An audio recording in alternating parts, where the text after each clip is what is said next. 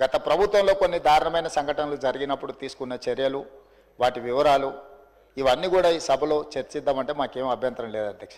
ఎక్కడైనా చెదురుమదురు సంఘటనలు జరిగినా, అనుకోకుంటే ఎవరైనా నేరానికి పాల్పడ్డప్పుడు నేరం అనేది ఎవరు మనకు చెప్పి ముందస్తుగా సమాచారం ఇచ్చి పాల్గొన్నారు. నేరం జరిగిన ఎంబడే ప్రభుత్వాలు వ్యవహరించిన తీరు అత్యంత కీలకం, అత్యంత ప్రాధాన్యతతో కూడుకున్నది అధ్యక్ష. అందుకే మన రైల్లో జరిగిన సంఘటన పట్ల కానీ, అది రైల్వే పోలీసుల పరిధిలో ఉన్నా కూడా మేము తక్షణమే చర్యలు తీసుకోవడానికి అన్ని రకాలుగా పోలీసులను అప్రమత్తం చేసినాం. ఏ చిన్న సంఘటన జరిగినా రాష్ట్ర ప్రభుత్వం అప్రమత్తంగా ఉంటుంది. ఆనాడు ఔటర్ రింగ్ రోడ్ దగ్గర వెటర్నరీ డాక్టర్ను మీకు తెలుసు అధ్యక్ష, సాయంత్రం పూట అక్కడ ఉన్న డాక్టర్ని ఆ రోజు జరిగిన పరిస్థితులు, జరిగిన తర్వాత పరిణామాలు మనం అందరం చూసినాం. అదేవిధంగా అధ్యక్ష, న్యాయవాదులు వామన్ రావు గారు దంపతులు స్పష్టంగా కోర్టుకు వెళ్ళి మమ్మల్ని చంపుతారు, మమ్మల్ని చంపే ప్రక్రియలో ప్రభుత్వంలో ఉన్నవాళ్ళు, ప్రభుత్వానికి సంబంధించిన వాళ్ళే మమ్మల్ని చంపడానికి ప్రయత్నం చేస్తున్నారు, మాకు సెక్యూరిటీ ఇవ్వాలి అని చెప్పి హైకోర్టులో పిటిషన్ వేయడమే కాకుండా అక్కడ కోర్టులో కూడా వాదించి వస్తుంటే నడి బజార్లో నరికి చంపినారు అధ్యక్ష.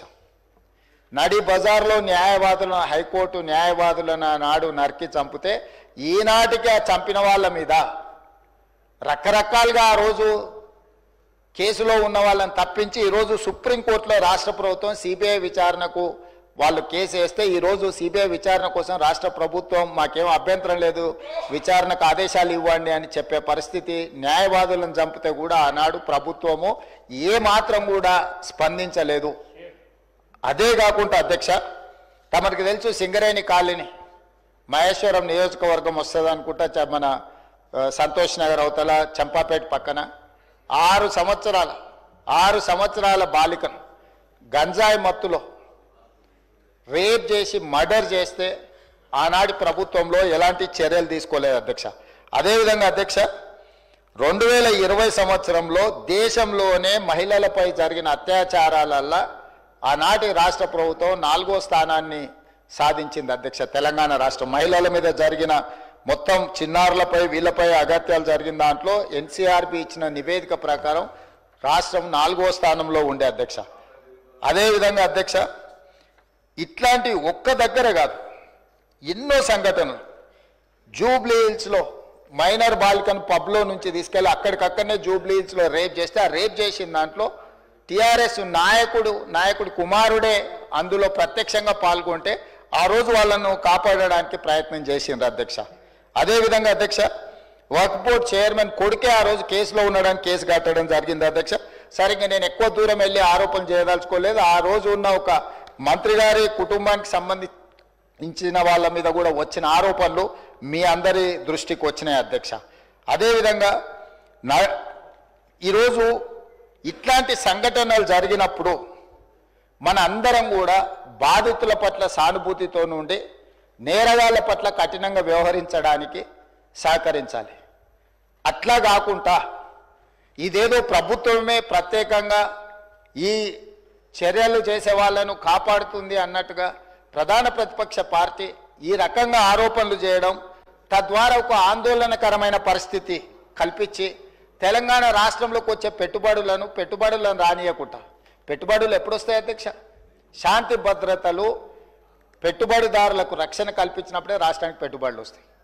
ఈరోజు ఏ మంచి పని చేపడదామన్నా దానికి ఒక దురుద్దేశాన్ని ఆపాదించి ఆ దురుద్దేశం ద్వారా తెలంగాణ రాష్ట్రం మొత్తం కుప్పగూలిపోయింది.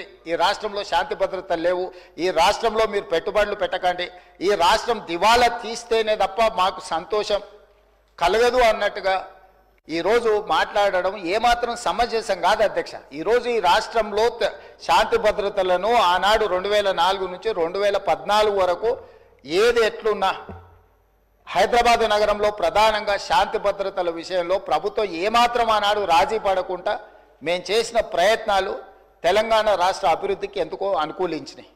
లక్షలాది కోట్ల రూపాయల వేలాది కోట్ల రూపాయల పెట్టుబడులు వచ్చి లక్షలాది ఉద్యోగ ఉపాధి అవకాశాలు హైదరాబాద్ నగరంలో తెలంగాణ రాష్ట్రంలో ఎందుకు వచ్చినాయి అధ్యక్ష? ఆనాటి ప్రభుత్వాలు తీసుకున్న నిర్ణయాలు, నేరగాళ్ల పట్ల వ్యవహరించిన తీరు, కఠినంగా వాళ్ళని అణచివేయడంతో ఈ రాష్ట్రానికి పెట్టుబడులు వచ్చినాయి, సంస్థలన్నీ వచ్చినాయి అధ్యక్ష. ఈరోజు సైబరాబాద్ ప్రాంతం కానీ, హైటెక్ సిటీ ప్రాంతం కానీ, ఔటర్ రింగ్ రోడ్ ప్రాంతం కానీ, అంతర్జాతీయ ఎయిర్పోర్ట్ ప్రాంతం కానీ, గచ్చిబౌలి కానీ, ఇలా చెప్పుకుంటూ వెళ్తే రాయదుర్గం కానీ, ఇవన్నీ ఎప్పుడు విస్తరించినాయి అధ్యక్ష? ఎప్పుడు అభివృద్ధి చెందినాయి?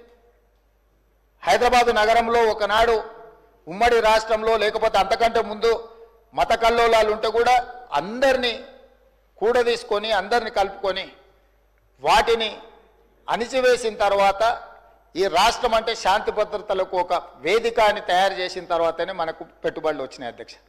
విస్తరణలో భాగంగా మెట్రో కానీ, రోడ్లు కానీ, ఫ్లైఓవర్లు కానీ, కృష్ణానది జలాలు కానీ, గోదావరి జలాలు కానీ, ఇట్లా ప్రతిదీ హైదరాబాదు నగరం యొక్క మౌలిక వసతులను పెంచడమే కాకుండా శాంతి భద్రతలు కాపాడడంతో మన రాష్ట్రానికి పెట్టుబడులు వచ్చినాయి అధ్యక్ష. ఈరోజు ఒక మంచి ఉద్దేశంతో చేపట్టిన చర్యలను కూడా మీ స్వార్థం కోసం ఈ ప్రభుత్వం విఫలం చెందింది అని చిత్రీకరించాలన్న ఆలోచనతోని ప్రభుత్వం మీద కాంగ్రెస్ పార్టీ మీద చేసే దాడిలో భాగంగా తెలంగాణ అభివృద్ధి మీద కూడా మీరు యాసిడ్ దాడులు చేసే పరిస్థితులు వచ్చినాయి అధ్యక్ష. తెలంగాణ కుప్పగూలాలన్న ఒక ఆలోచనతోని కుట్రపూరితంగా అన్ని రకాల వేదికల మీద తప్పుడు ప్రచారం చేయడం వల్ల ఈరోజు తెలంగాణ ప్రతిష్టను మసకబార్చే ప్రయత్నం చేస్తున్నారు అధ్యక్ష. Subscribe us and press the bell icon for more interesting updates.